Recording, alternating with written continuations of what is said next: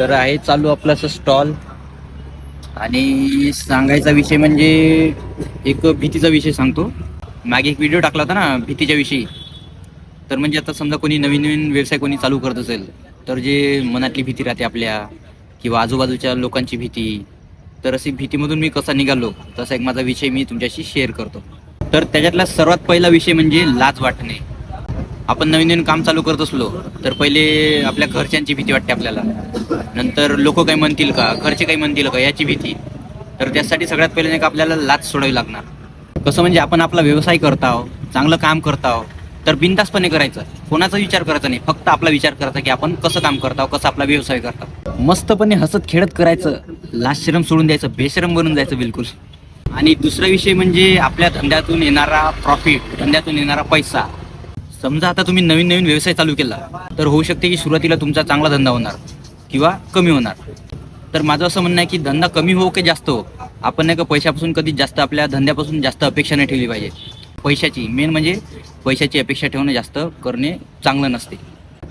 धंदा होय व्यवसाय होय, कधी कमी कधी जास्त असतो. तर असा मी पैशाच्या भीतीमधून निघालो.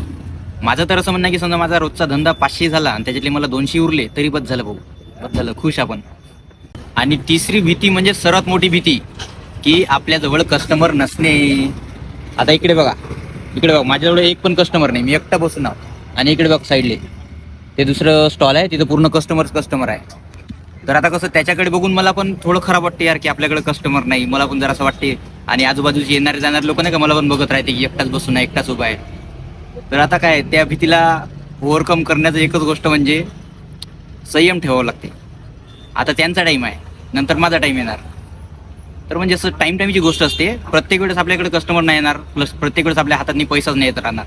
तर त्या गोष्टीला तुम्ही म्हणजे स्वतःला समजून घेणार यार. आता माझं समजा मी किती पण सांगणार पण ते तसं नसते. ते तुम्हाला स्वतःलाच समजून घ्यावं लागणार की नाही.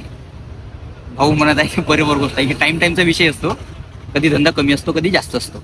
मला सर्वात मोठी हिंमत देणार म्हणजे कोण, मी स्वतःच.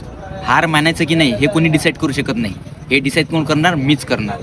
आणि समजा मला भीतीच खूप वाटत असली एखाद्या गोष्टीची तर मी दुसऱ्याशी कोणाशी शेअर करत नाही, ते शेअर करतो मी फक्त स्वतःशीच. मी स्वतःशीच बोलतो, स्वतःशीच गोष्ट करतो, नंतर मला खूप हिंमत येते.